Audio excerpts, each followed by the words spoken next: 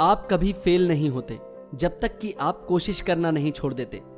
ऐसा ही कुछ मानते थे दुनिया के महान वैज्ञानिक एल्बर्ट आइंस्टाइन।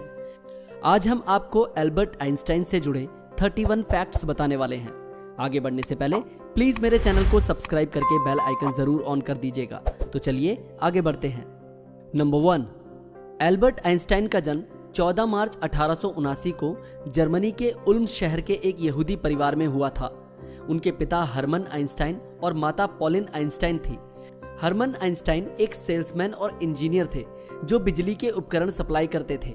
सन 1980 में हरमन आइंस्टाइन और पॉलिन आइंस्टाइन उल्मा से 160 किलोमीटर दूर म्यूनिक में रहने आ गए थे।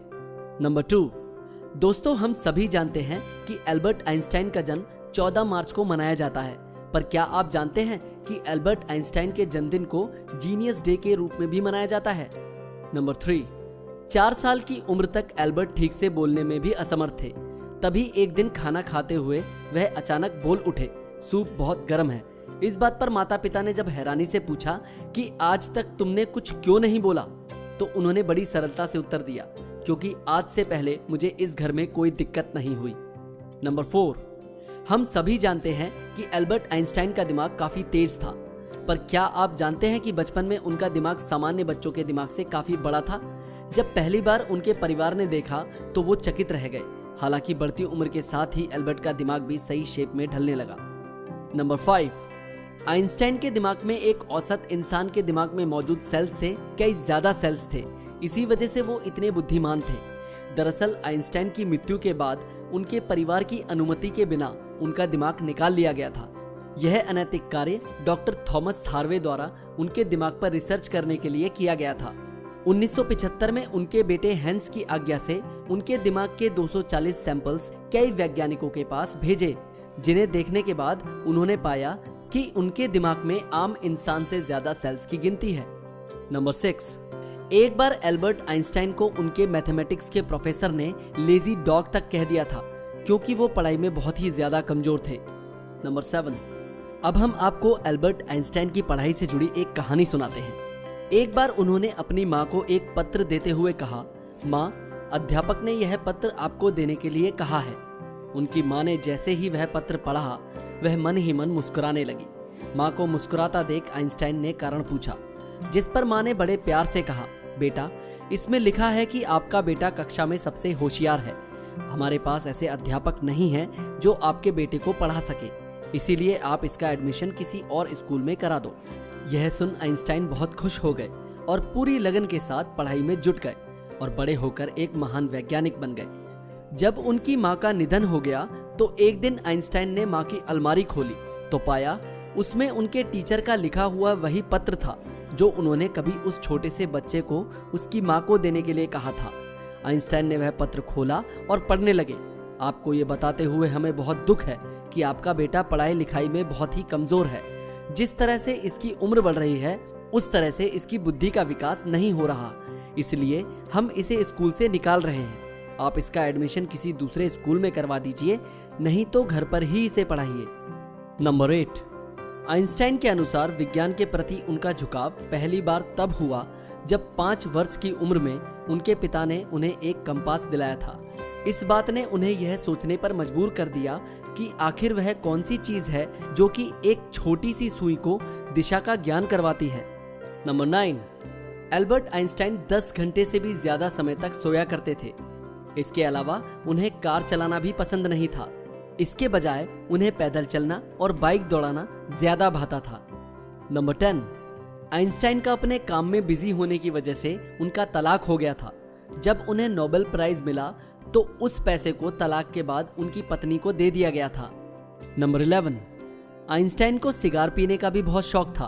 कहा जाता है कि वो अपनी बुद्धि का श्रेय अपने धूम्रपान की लत को ही दिया करते थे।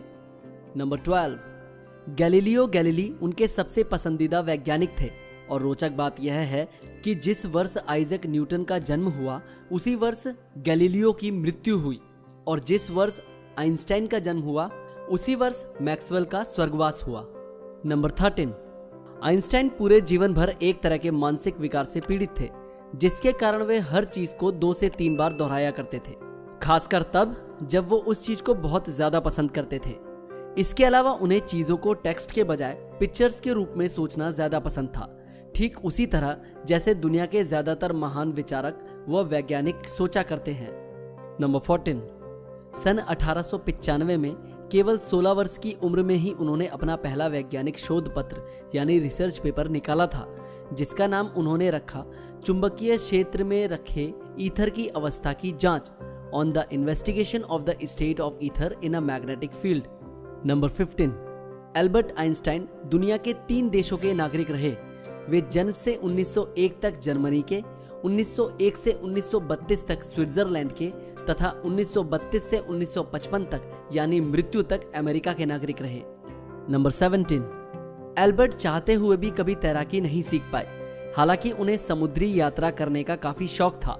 इसके अलावा आइंस्टाइन कभी जुर्राबे नहीं पहनते थे क्योंकि उन्हें इससे काफी तकलीफ होती थी। साथ ही साथ उनके जुर्राबों में जल्दी छेद हो जाया करते थे। नंबर 18, एल्बर्ट हमेशा कहा करते थे, कल्पनाशीलता इमेजिनेशन ज्ञान से बड़ी चीज है, क्योंकि ज्ञान एक सीमा तक ही हो सकता है लेकिन कल्पना सीमा से परे होती है। नंबर 19, आइंस्टाइन को संगीत में खासी रुचि थी। उनकी माँ वायलिन बजाया करती थी, जिससे उन्हें अंदर से काफी सुकून मिलता था।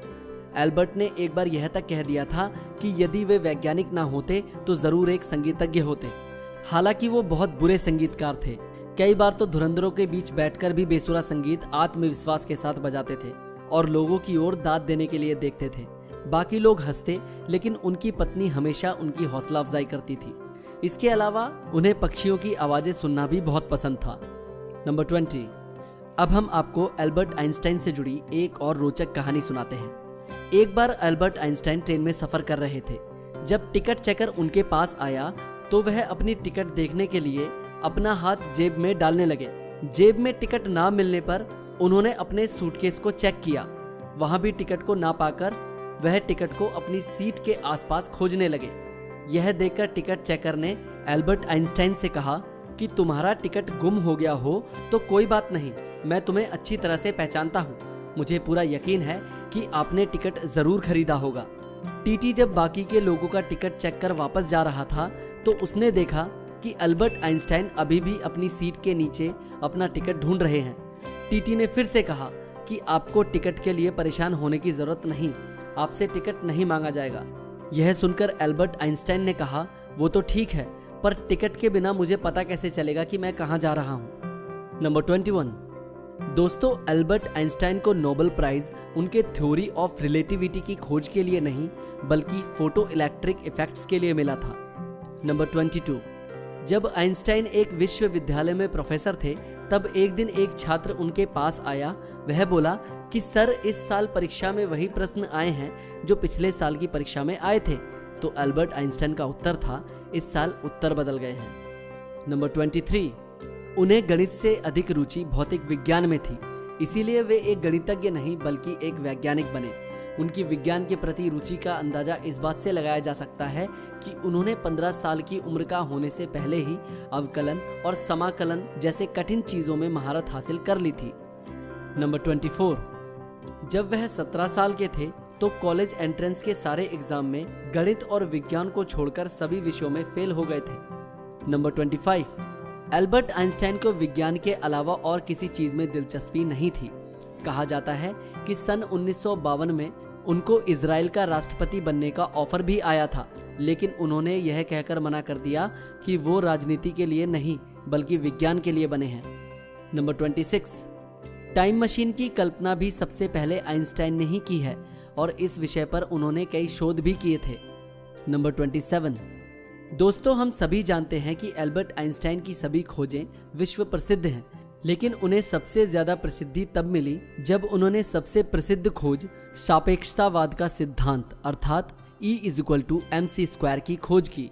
जापान में गिरा बम इसी फॉर्मूले पर आधारित था, जिससे बाद में आइंस्टाइन को बहुत अफसोस हुआ कि उनके द्वारा दिए गए सूत्र का इस्तेमाल पूरी मानवता को खत्म करने के लिए किया जा सकता था। एल्बर्ट आइंस्टाइन जिंदगी भर अपने इस गलत प्रयोग के विरुद्ध थे। नंबर 28, एल्बर्ट आइंस्टाइन दोनों हाथों से लिख सकते थे, हालांकि ज्यादातर वे दाएं हाथ से लिखा करते थे। नंबर 29, आइंस्टाइन चाहते तो और भी जी सकते थे। उनके अंतिम समय में डॉक्टर्स ने उनका ऑपरेशन करना चाहा, लेकिन उन्होंने यह कहकर मना कर दिया कि आर्टिफिशियल तरीके से जीने में कुछ मजा नहीं, मुझे जितना जीना था मैंने जी लिया। नंबर 30, एल्बर्ट आइंस्टाइन की 2 पत्नियां थीं, मिल्वा मैरिक और एल्सा आइंस्टाइन। आइंस्टाइन के अपने जीनियस पत्नी मिल्वा से 3 बच्चे हुए। नंबर 31, अपने जीवन के अंतिम दिनों में एल्बर्ट पूरे ब्रह्मांड को एक साथ व्यक्त करने वाले सिद्धांत यूनिफील्ड थ्योरी पर काम कर रहे थे, किंतु उनके निधन के कारण इस थ्योरी पर आगे काम नहीं हो पाया। तो दोस्तों, ये थे महान वैज्ञानिक एल्बर्ट आइंस्टाइन से जुड़े हुए फैक्ट्स। अगर आपको वीडियो अच्छी लगी तो चैनल को सब्सक्राइब करके बेल आइकन जरूर ऑन कर दीजिएगा। वीडियो को लाइक करना, ज़्यादा से ज़्यादा शेयर करना। Thank you so much for watching this video.